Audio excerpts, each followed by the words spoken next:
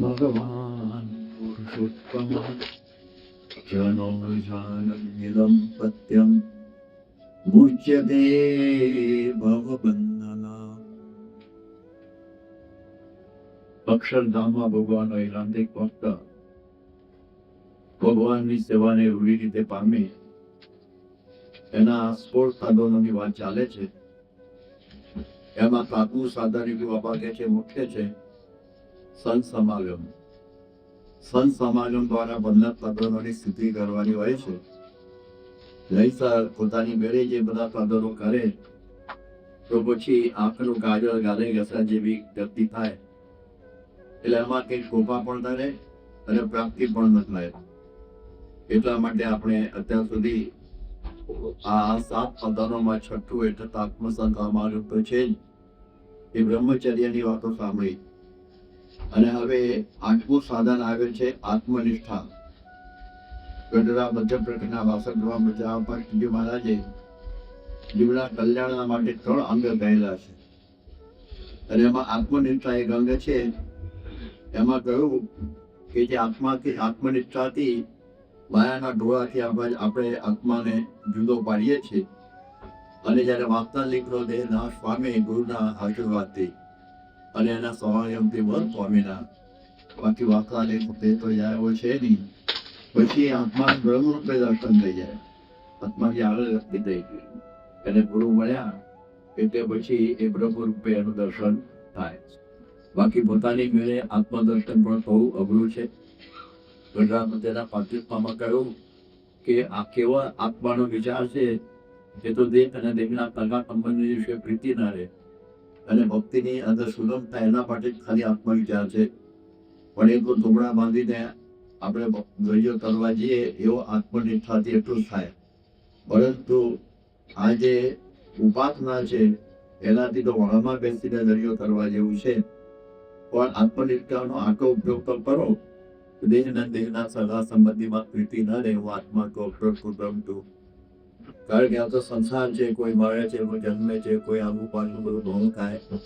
ત્યારે એ વખતે આત્મનિષ્ઠા એટલી કામ આવે કોઈ આવા પ્રસંગોની અંદર. બાકી તો ઉપાસના મુખ્ય છે, અને ઉપાસનાની ત્રિવેણીમાં મેં કહ્યું પ્રમાણે ગુરુ મુખ્ય છે. ગુરુ દ્વારા જ અક્ષર અને પુરુષોત્તમની ભક્તિ પ્રાપ્ત થાય છે. એટલે પછી આપણે આત્માનું બ્રહ્મરૂપે દર્શન થાય છે, અને બ્રહ્મને વિશે પરમ બ્રહ્મ નારાયણનું દર્શન થાય છે. અને આ પ્રમાણે આ આત્મા નિષ્ઠાની આ પરિપક્વ આ જે સ્થિતિ આ છે. હવે બીજી વાત પણ કહી છે કે બીજી વાત બાબા કહેતા એક વખતે ગોચાસાની બાજુમાં જારોડા ગામ છે, અને એની બાજુમાં એક પરું છે જારોડાનું, જેને પાટલો કહેતા, પાટવાડો કહેતા. અત્યારે એને જારોડાનું રાવ પરું કહે છે.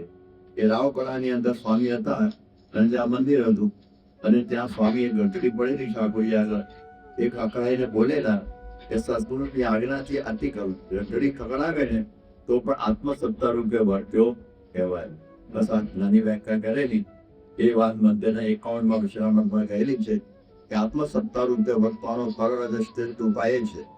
વળી વર્તાનના 11માં વિશ્રામમાં પણ કહ્યું કે સત્પુરુષમાં દ્રઢ પ્રીતિ એ આત્મદર્શનનું પણ સાધન અને પરમાત્મા દર્શનનું પણ સાધન આજ છે સત્પુરુષમાં દ્રઢ પ્રીતિ. એટલા માટે આ સિદ્ધિ પ્રાપ્ત કરવા માટે પાછું મન પાદરમાં બંધ રહ્યું છે. બાકી પોતાની મળે આ બહુ મુશ્કેલ છે. હવે આત્મનિષ્ઠાની એક બીજી વ્યાખ્યા પણ એવી બાપા કહેતા કે આત્મનિષ્ઠા એટલે શું ખામી ખાવું. કોઈ કઈ ગાય તો જોડો મારવો ને, ના, પતંગ કરવું. આ પતંગ કરવું એ પણ એક આત્મનિષ્ઠા છે. કાર તર્કો આ તે બીજું છે જો શબ્દો આ બધું સહન કરવું એ પણ એક આત્મનિષ્ઠાનું લક્ષણ છે. આર્થર હેલ્પ નામનો એક ચિંતક કહે છે કે tolerance is the only real test of civilisation. આપણે કેટલા સંસ્કારી છીએ એની પરખ શું થાય, તમે કેટલું સહન કરો છો એમાં તમારી સંસ્કારિતાનું માપ છે.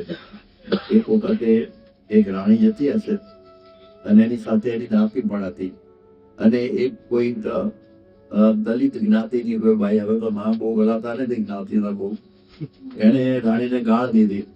પણ રાણી તો એમને ચાલવાય મળી કે બોલી નહીં. ત્યારે એ વખતે પેલી દાસીએ કહ્યું કે રાયપા ફટકારો ને એને પણ ગાળ આવી ગઈ, તો પછી એને સરસ જવાબ આપ્યો, તો પછી એનામાં ને મારામાં ફરક શું? મારામાં અને એનામાં ફરક, હું રાણી છું, મારે મારા મુખા પ્રમાણે રહેવું જોઈએ. તો અને ગમે તે જ્ઞાતિની કે ભૂલી ગઈ દેવી પૂજકની કોઈ હશે પત્ની, એટલે આવી પરિસ્થિતિ થાય છે. એટલે સહનશીલતા છે ને એ સંસ્કારની તરફ માપ છે. સંસ્કાર આપણા કેવા છે એટલું સહન કરીએ છીએ એ ઉપર છે. શ્રીજીના 500 પરમહંસો ઓર્ડિનરી હતા, કોઈ તલવારો હતા, તલવારો ખેલી જાણેવા હતા, ઘણા બધા યુદ્ધોમાં જીતીને આવેલા એવા હતા, અને રાજપૂતો બધા હતા, અને કાઠીઓ પણ હતા, કોઈ પણ બધા હતા કે જે લોઢા પેરવી જાણે, એટલે કે આ પ્રમાણે સલવારો પેરવી જાણે એવા બધા હતા. અને એને ભાવાઓ મારતા, એને બધા મારતા તો પણ સહન કરતા, બધું સહન કરતા. એવી પ્રકારની એમની સ્થિતિ હતી. ત્યારે આપણે જોઈએ કે એવી મોટી વાત કહેવાય. મૂળ અક્ષરમૂર્તિ ગણાતીલાલ સ્વામી એમને પણ વહન કરવાનું થયેલું છે. અને જ્યારે વડતાલની અંદર એમનું અપમાન થયું. અપમાન થવાનું બહુ કારણ એ હતું કે એ શ્રીજી મહારાજના સર્વોપરી અવતારોના અવતારી કહેતા, બધા અવતારોથી પણ. એટલે ઊંચી પાસના દાદાને આ ઊંચતું નહીં, મોટા મોટા અમુક તજુર્બો પણ એવા હતા, ઉગાનંદ જેવા, કે એમને છે સર્વોપરી સુધી પહોંચતા તકલીફ પડતી, અવતાર કૃષ્ણથી આગળ જતા નહોતા. એટલે એ પ્રમાણે આ બધાને જરા પસંદ ન પડે એટલે ગુણાતીતાનંદ સ્વામી તો ધમધમાટ વાતો કરે. પેલા ભોળાનાથ ભટ્ટ કે સ્વામી જરા તમે જુઓ તો ખરા, પાત્ર એમનો વાતો કરો છો. સ્વામી તો વરસાદ વરસે ત્યારે ખાડો કે ટેકરો ના જુએ, ખાડો એમાં પાણી ભરાય, ટેકરા પર જતું રહે, એમાં પછી વરસાદ જોવાનું ના હોય. એવી રીતે મારી વાત સાંભળે એ પાત્ર, ન કામ સમજે એ કુપાત્ર. અત્યારે હું પાત્ર કુપાત્ર ક્યાં છે સભામાં જોઉં, અત્યારે પણ સાચવવું પડે છે આપણે. તો આ પ્રમાણે આપણે વિચાર કરીએ કે આ પ્રમાણે આજે આ બધાને પસંદ નહોતું પડતું. ગુણાતીતાનંદ સ્વામી આવી બધી વાતો સર્વોપરી પડવાની અદભુત કરતા. અને એમાંથી એમને કંઈક આખો પ્રસંગ તો આપણા જીવન ચરિત્રમાં બહુ લાંબો છે. એક નાનું સરખું નિમિત્ત બનાવી અને ગુણાતીતાનંદ સ્વામીને ઠપકો આપવાનું શરૂ થયું. અને પછી તો જબરજસ્ત બધા ઠપકો આપ્યો. એ વખત તો બધું સહન કરી રહ્યા. અને પછી જયારે વડતાલથી ત્યારે આવ્યા ત્યાં જુનાગઢમાં, એટલે ધર્મતનયના સ્વામી હતા. એ બધા મોટા કોટ હતા, સાધુ થયેલા, અને પાછા શાસ્ત્રી પણ હતા, વિદ્વાન પણ હતા બહુ. અને એને આ વાત કરી સ્વામીએ કે જેમ હત્યાનો ભેગ વસ્તે ને એવી રીતે કે આ વાત શબ્દનો પ્રહાર પડેલો, એટલે કેટલું અપમાન થયું છે. છોતેરાનું ભેગ વસ્તે એવી રીતે અપમાન ગુણાતીતાનંદ સ્વામી કરી દીધું.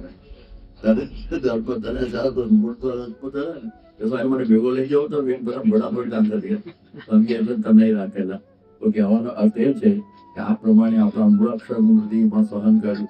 ભગતજીએ આપણે બધા ગણે છે ને, પેલા જેકેટ પહેરતા હોય છે કે જે બુલેટ પ્રૂફ જેકેટ, એટલે બુલેટ વળે ને તો મળે નહીં, બોલે છે ને બુલેટ પ્રૂફ જેકેટ, તો એને અસર ના થાય, એ ગોળીની અસર થાય નહીં. તો ભગતજીએ પણ એક જેકેટ પહેરેલું, શબ્દ પ્રૂફ જેકેટ, એટલે શબ્દ પાછો જ પડે, એને વાગે નહીં. તો અઘરું જ પેલા કરતા આ જેકેટ. તો એવી પ્રકારનું જેકેટ એમણે પહેરેલું શબ્દ પ્રૂફ. શાસ્ત્રી મહારાજને તો ભયાનક ઘા પણ સહન કરવા પડ્યા છે. અને યોગી મહારાજ માટે તેમ કહેવાય કે ડોલરસ યોગીજી મહારાજ, એટલે સહનશીલતાની મૂર્તિ એટલે યોગી બાપા હતા. એટલે બધું સહન કર્યું. એમના જે મંત્રધારી હતા, જેમના વિજ્ઞાનદાસ, એમને મારી નાખવાનું બાકી રાખેલું, બધા જ પ્રયોગ એમની ઉપર કરેલા. એક વખત તો છોકરામાં કલામાંથી ફેંકી દીધેલા, પણ આપણા માટે બચી ગયા યોગી બાપ. પણ આવી પ્રકારના મહાપુર હતા. એક વખત રોજિત ગામની અંદર સ્વામીની પીઠીમાંથી સાંજથી મળતો લોચો પણ ખેંચી લીધેલો. એવા ભયંકર હતા, બધું સહન કર્યો. એક વખત એ ગામમાં ગયેલા યોગી બાપા. હવે એ ગામના જે દરબાર હતા, જે એ સત્સંગીની એમના પત્ની હતા, એ બહુ પાકા સત્સંગી હતા. એટલે એ વખતે એમને એવી ઈચ્છા થઈ કે સંતો મંદિરમાં આવ્યા છે તો આપણે નબૂરો વાગ્યોનું નામ છે, આપણે રૂપિયા આપી સીધું આપવું. એટલે દરબારને કહ્યું કે તમે સીધું પહોંચાડો ને. એમાં બહુ રૂચિ નહીં, પણ એમાં પત્નીને રાજી રાખવા માટે પસાયદા પાસે સીધું ઉપડાયું માણસ પાસે, અને પછી ત્યાં મંદિરમાં લાવ્યા. અને પછી આ મૂક્યું. અને સંતો વિવેક કર્યો કે બાપુ બપોરે જમવા પધારજો. બપોરે જમવા પધારજો. એટલે હા ના કરતા એ તો નીકળી ગયા. અને બપોરે એમના પત્નીએ કહ્યું તમને કહ્યું છે તો જાઓ ને. કે ભલે તારે. અને પછી જવાનું થયું.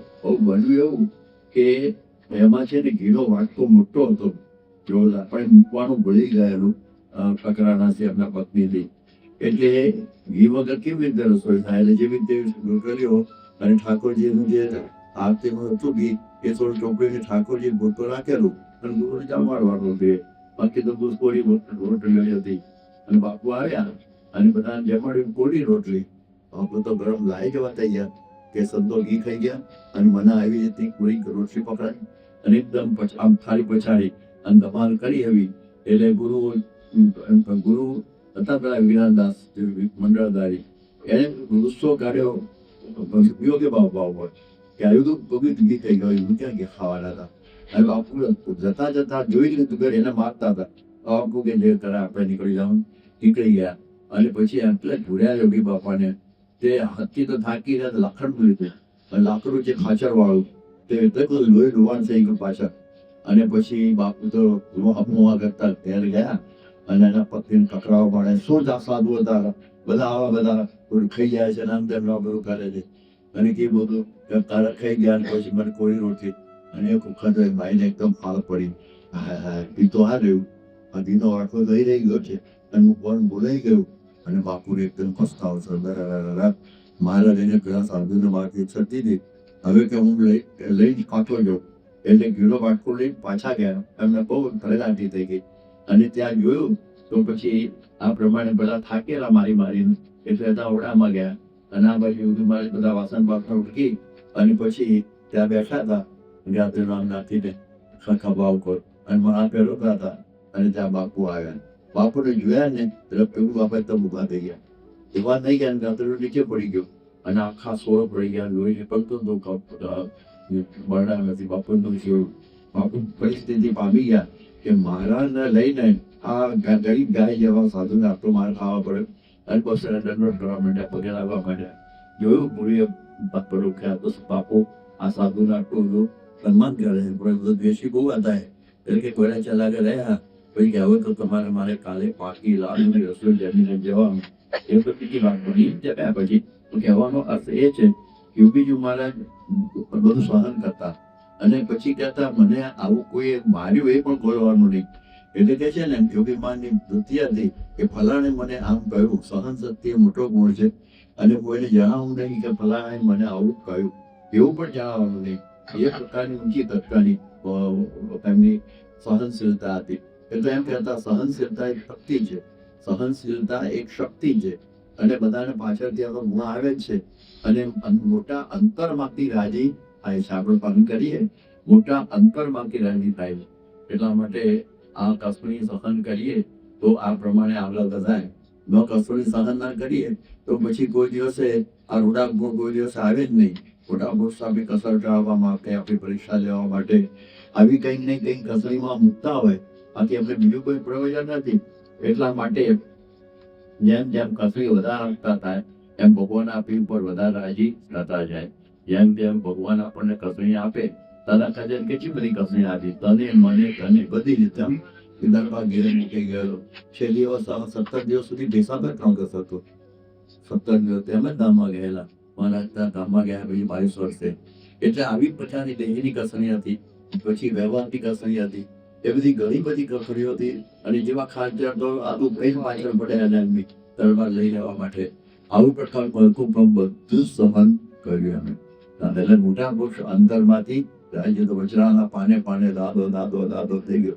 કહ્યું ને બાકી જેવા ખાચર બાજુ રહેલા એક પણ વજરામાં જેવા ખાચરના દરબારમાં નથી. ખાલી એક શ્રીજી માટે હાજી કાકરના ઘેર ગયેલા તો એ પણ વચનામૃત લખાયેલું છે. એ વચનામૃત છે તો જીવા ખાચરના ત્યાં તો ઘણા વખત મહારાજ રહેતા. એક વચનામૃત નથી. જીવા ખાચરના દરબારનું એક વચનામૃત તમને દેખાતા નહીં. જો કારણ કે હતું સહન કર્યું એટલું ન કર્યું એમ નહીં. મહારાજને મારવાના પણ પેતરા રહે છે આ બધા. તો આવા ઉપર પછી ભગવાનનો રાજીપો થતો નથી. એટલે જે પકડ કરે એની પર ભગવાન અને તન અંતરથી રાજી થાય છે. અંતરથી રાજી થાય. આપણે તો શિક્ષા પટેલમાં કહ્યું કે ગાલી દાન ધારણ ઉત્તમ કુમતી બીજ નહીં ક્ષંતવ્યમેવ સર્વેષાં ચિંતનીયમ હિતમ છે. તે ગાળો દે, અપમાન કરે, તિરસ્કાર કરે, એ બધું સહન કરવું અને પાછું હિત થાય ચિંતન પણ કરવું. તો આવા બધા દાખલાઓ પ્રભુ સ્વામીના જીવનમાં આપણે ગણેલા છે સહન કરવાના. અને ઘણી બધી મુશ્કેલીઓ બહુ છે. યોગી બાપા તો એમ કહેતા કે મેં ટોકરી બહુ ખમી, 40 વર્ષ ધોખા ખાધેલા. અને પછી એક વાક્ય કહે છે ને, આપણને કોઈ રીતે લાવવું પડે એવું નથી, કે ખમવાનો સ્વભાવ પડી ગયો છે. આપણને ખાવાનો સ્વભાવ, જોવાનો સ્વભાવ, ઘણા સ્વભાવો છે આપણે પડેલા છે. પણ સમાજની સ્વભાવ છે ઠીક છે, તો કે ખમવાનો મને સ્વભાવ પડી ગયો છે. એટલે યોગી મહારાજ તો મજૂરે વળતા વાત કહેવાય ને, મજૂર તો આપણે નોકર કહેવાય ને, તો એ પણ બને તો એ સહન કરી લેતા, એને ભાઈ કાપા કરતા. એટલે આવી પરિસ્થિતિ છે. તો આપણે જોઈએ કે સ્વામીશ્રી પણ પ્રમુખ સ્વામીની સાથે પણ જોયું કે કેટલી બધી સહનશીલતા, સગવડ બહુ રહેતું. પધરામીમાં તો બધી ધમાલ જ હતી, બીજું તો હતું જ નહીં. કોઈ પ્રકારની વ્યવસ્થા નહીં. આ બધા તડકો હોય, કોઈ પાછી ખૂબ ઠંડી હોય, ખૂબ ગરમી હોય, અને પછી વરસાદ હોય, એમાં પણ સ્વામીએ ચાલુ વરસાદમાં પણ પધરામીઓ બધી સહન કરીને કરેલી છે. પણ ચાલુ વરસાદમાં એ પણ મને પોઈન્ટમાં ઇંગ્લેન્ડમાં પણ ચાલુ વરસાદમાં પધરામી કરેલી આપણને યાદ છે. તો આવા બધા ઘણા બધા પ્રસંગો બન્યા છે. ઠંડી કઈ ભયંકર હોય પણ સ્વામી પાછા પડે નહીં. તાપ બધો હોય, લાઈટો પણ નહીં, પંખા પણ નહીં, કશું નહીં. જાજુ બહાર જવાનું બીજું થઈ ગયું, અને તાવ પણ ચડી ગયેલો હોય. અસરનો પ્રસંગ ખૂબ જાણીતો છે. 122 પધરામીઓ કરીએ સહનશીલતા. 12 વાગે જમવા, 2 વાગે, 2:30 વાગે જમવા આવ્યા હોય, અને કોઈ વખતે જ મારી પધરામી બાકી રહી ગઈ, તો એ પાછા ઉભા થઈને કરી આવે. બોલો, આ સહનશીલતા. કોકની અવરાઈ, કોકનો દુરાગ્રહ, એ પણ સહન કરવો. પાછો દુરાગ્રહ પણ સહન કરવાનો બહુ અઘરો છે. પણ એ સ્વામી ધ્યાન આવે કેટલી વખત આવ્યા છે, કાલ આવી તો માતા કરી, એવું બોલવાનું નહીં, તરત તૈયાર થઈ જાય. તો એવી પ્રકારે રાત પણ 1:30 વાગ્યો, 2 વાગ્યો હોય. આપણે જોઈએ, અમે પેલા ટાઈમ પહેલા વિરાટ પધરામી સ્વામી કહેતેલી 1974 ની અંદર, એ પણ યાદ આવે છે. નાની પાડવાની કે બહુ બીજા ખાલ નીકળીએ વાળું જરા રહી જશે, રાત ખેંચી કાઢો, આપણે કઈ વાંધો નહીં. એવી રીતે સ્વામી પધરામીઓ નદી ખેંચતા એ આપણને બરોબર યાદ છે. તો એવી રીતના પ્રસંગ એક વગે સોજા આવ્યા હોય તો પણ પધરામીઓ સ્વામીઓ બધી ખેંચતા હતા. એ પણ જોયું. પ્રોફેસર મેડમ ગણ માતા પપ્પી પણ પધરામી કરી અને રાત્રે પાછા 12 વાગે આવ્યા, 11 વાગે, અને ત્યાં તો પાછું મંડળ ગમારું પડ્યું રહી ગયું. પાછા શિયાળો સખત હતા, પોષમી હતો, અને પાછા ગયા, અને 1:30-2 વાગે આવીને પાછા પૂરતા. આવું કોણ ગુરુ મળે? આવું આપણને શીખવાડ્યું કે આવું બધું આપણે અત્યારે તો છે જ નહીં, એમાં બોલું જેવું સહન કરવાનું. પણ એ સહન કરવું તો પ્રમુખ સ્વામી એવું સહન કર્યું. મહંત સ્વામી પણ આ વખતે આ બધું જોયું બધું, કેવી મુશ્કેલીઓ બધી એમણે સહન કરેલી, બોલ્યા જ નથી. એ વખત નીકળેલા 1957 ની અંદર.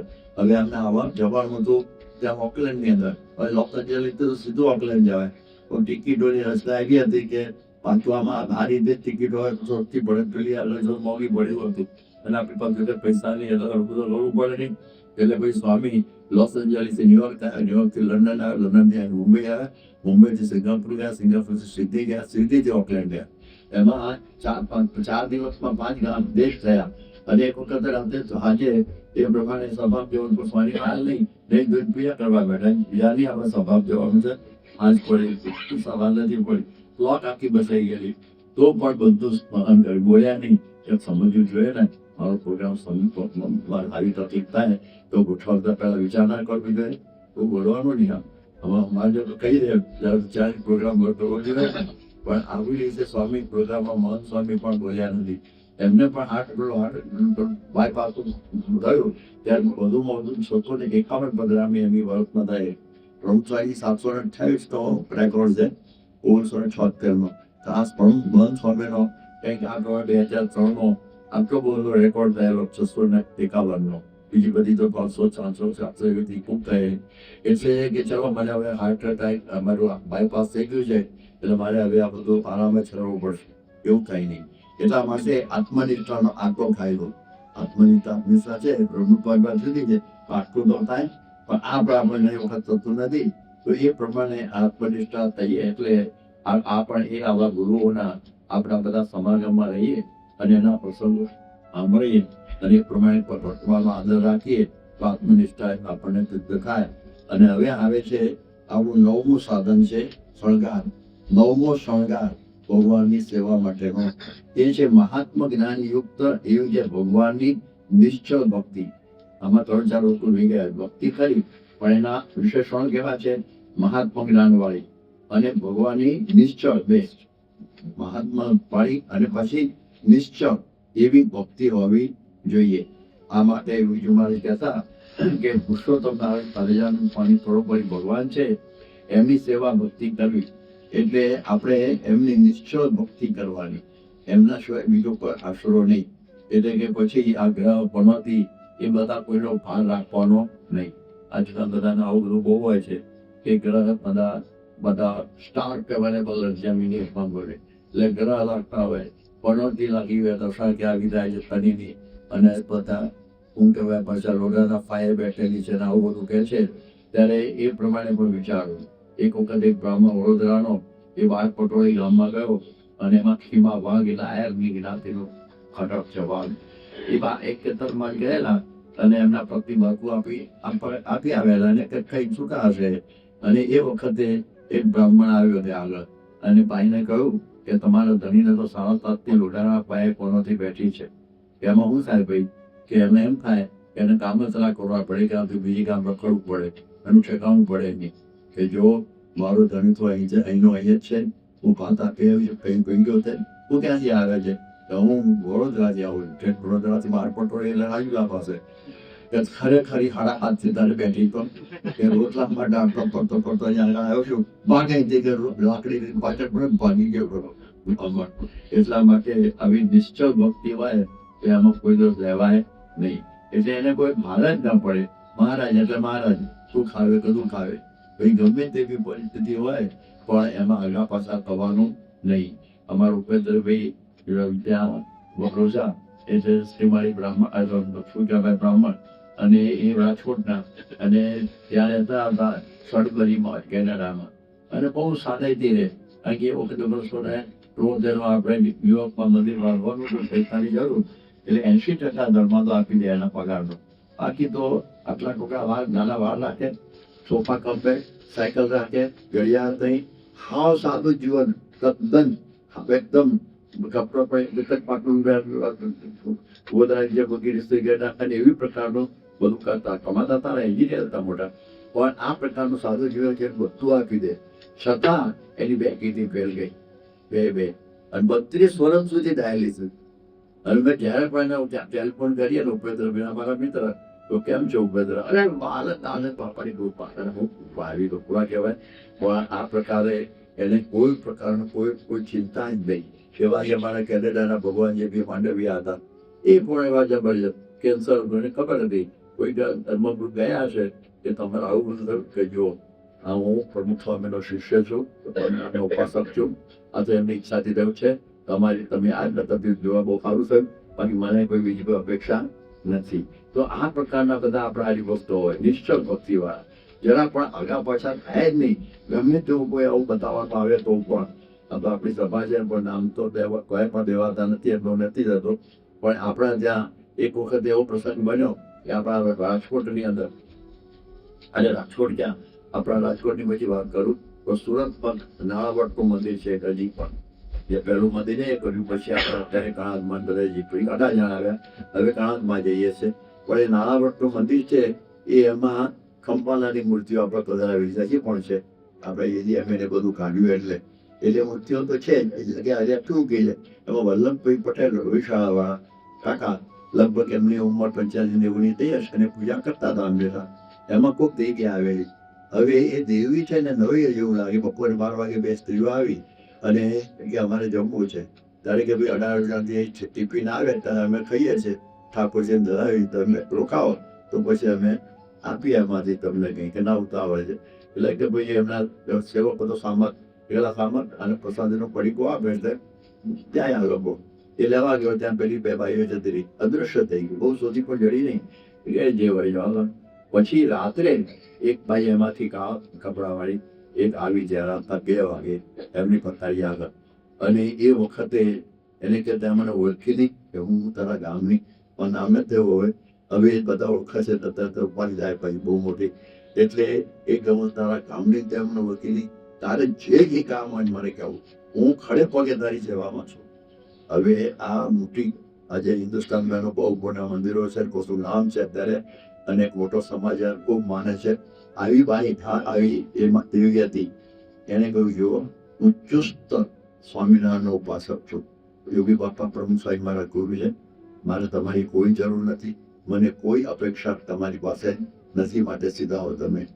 આવું કહે છે તો આપણને કોઈ આવું કહેનાર તો આપણે તો હજાર પ્રશ્ન હોય ના, દીકરી લગ્નનો પ્રશ્ન હોય, વિવાહનો પ્રશ્ન હોય, કે નોકરીનો પ્રશ્ન હોય, તો તે બી સામેથી કહે છે કે તમે જે કોઈ એમ આપી દો કરે પોકે આપણે કે આપણે કન્વેન્શન તો કરીએ છીએ કે વાંધો નહીં, પણ આપણે જતો આમાં વાંધો નહીં, લઈ લેવાય. આવું આપણને મનમાં થઈ તો જાય, લાલતાથી જાય થઈ જાય. હવે આપણું સામેથી ગયા તો ધન્ય છે વરદપીને, તમારે કોઈ અપેક્ષા નથી, તમે જાઓ. અને અસામત હોય હવે આને કરો ભાગ. અને એ વખતે એમણે પછી ગયું ઉભી ગયા પછી એમના પોસિકા ઉપર 2.5 તોલાનું સોનાની ચેન નાખી ગયા થાય. 2.5 તોલાની સોનાની ચેન એ આજે પણ છે. એ ભાઈ મંદિરમાં આપવા આવ્યા. મને બાપા એવું તમને રાખી દે તો તમે રાખો, મારે ક્યાં દેવીની રાખવાની, આપણે મંદિરમાં રાખો. એટલે ના રાખો પછી અમને સેફ ડિપોઝિટ બોટમાં મૂકી બની રહેતી. આપણે અહીં કેલ બેસ બધું સારેલું આપણે એમનો સન્માન પણ આપણે એને મેં જે વાતો કરી બધું ભાઈ એ બધી આપણે રેકોર્ડ કરેલી છે. તો આપણને ખબર પડે નિશ્ચય ભક્તિ. શું કહેવાય? નિશ્ચય. કોઈ પાસે કોઈ અપેક્ષા નહીં. આપે તો મારા ભગવાન સ્વામિનારાયણ છે, આપ્યા બરોબર છે, મારે તારી કશી જરૂરિયાત નથી. હવે હજી કાપડિયાની પણ નિશ્ચય ભક્તિ હતી કે હું તાવ આવેલો ને પાવ ગોદરીમાં ખાલી એની પત્માએ કહ્યું છે લઈ ગયું, પાછા દોડ્યા, પાછો ગોદરી જાય પાછી. તારે તો કોણ ને આવ્યું, તાર તો શાનો તાવ ઉદારવાનો, અને તારે ચડી ગયો પાછો. તો પણ પાછા પડ્યા નહીં. પછી તો મહારાજે સાજા કરી દીધા વધી વહેલા મળે.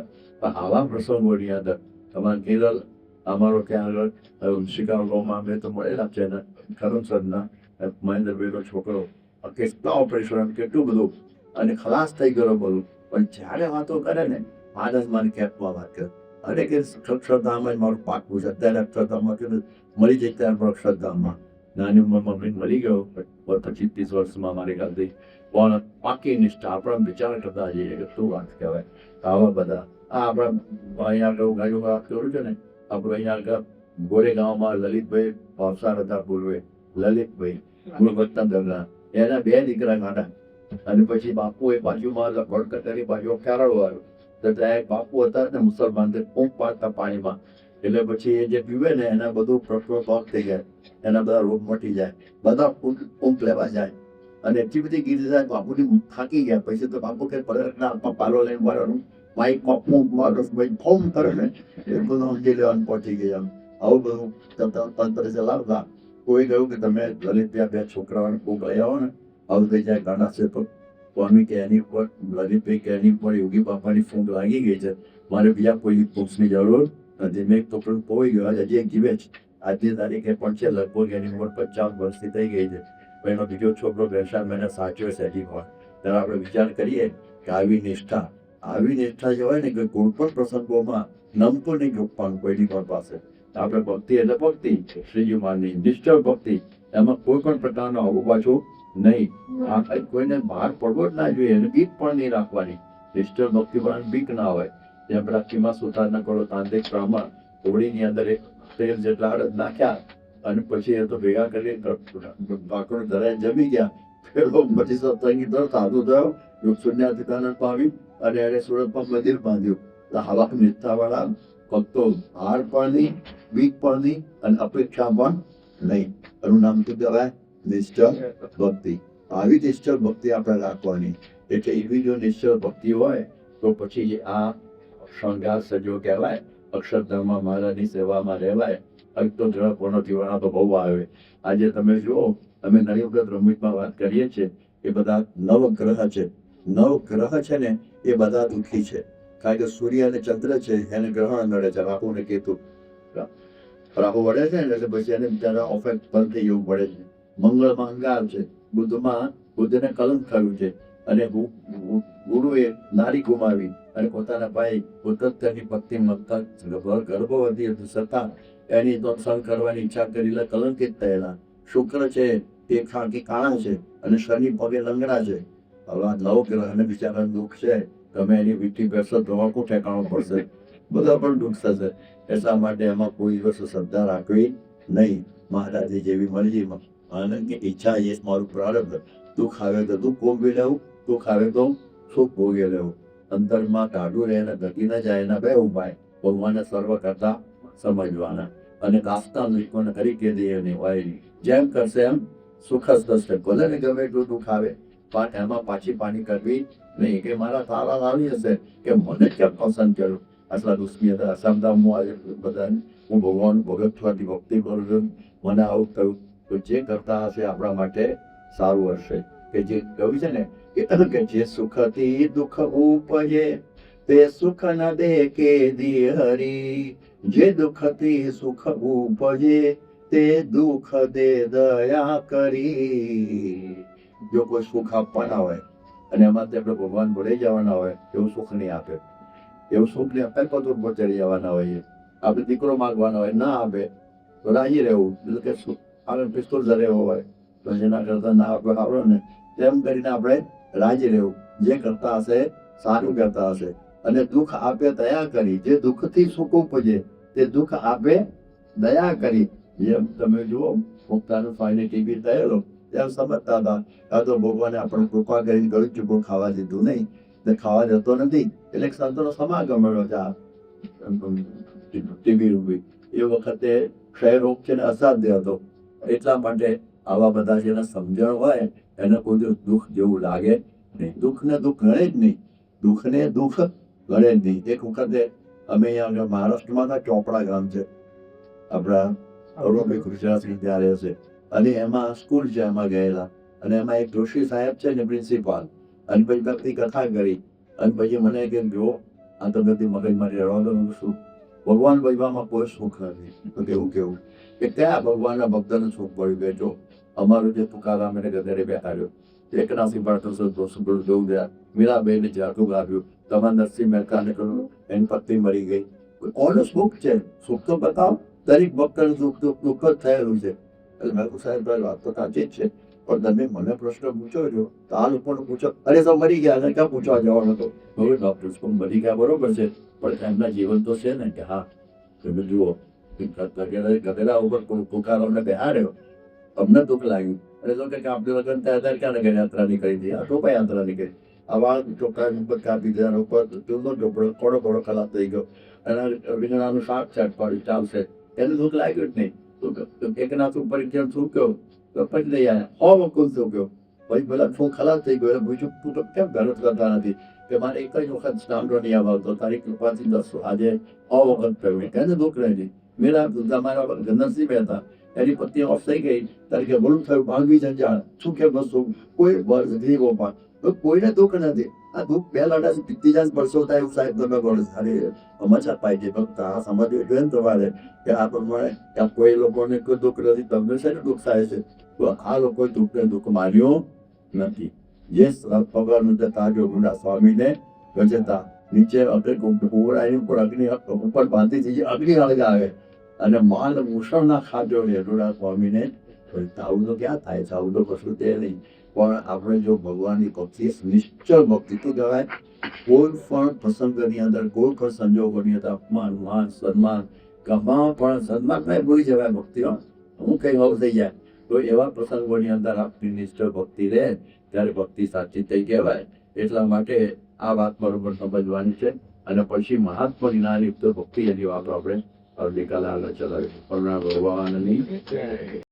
આવી વધુ કથા સાંભળવા માટે ડિસ્ક્રિપ્શનમાં આપેલી લિંક પર ક્લિક કરો અથવા શ્રવણમાલા ચેનલને સબસ્ક્રાઇબ કરો.